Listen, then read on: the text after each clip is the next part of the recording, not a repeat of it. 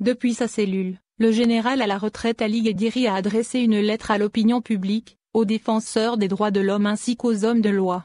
Le candidat à la présidentielle annulée du 18 avril 2019 affirme dans sa missive, diffusée mercredi 24 février, qu'il est victime d'une machination du système.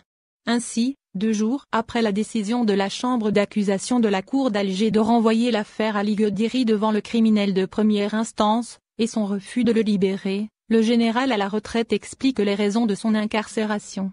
Il affirme, dans sa lettre, que ce qu'il subit est une décision politique qui n'a aucune relation avec la justice. Le système me prive de ma liberté pour que je sois un exemple pour d'autres militaires qui réfléchissent avec la logique de la citoyenneté, a-t-il asséné.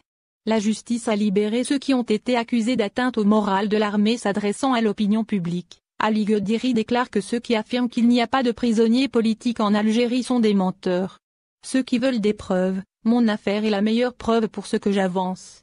À l'adresse des décideurs, l'ex-général leur a demandé, comment expliquez-vous que tous ceux qui ont été accusés d'atteinte au moral de l'armée depuis le début du Irak, vous leur avez rendu justice en requalifiant ce chef d'accusation? Ils ont tous été innocentés et libérés. Parmi eux, des personnalités connues, comme Fodil Boumala, Karim Tabou, le général à la retraite Ben Hadid et d'autres qui nous ont réjouis en retrouvant leur liberté.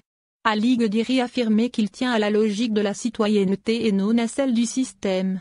Il considère qu'en sa qualité de retraité, il a le droit de jouir de ses droits constitutionnels.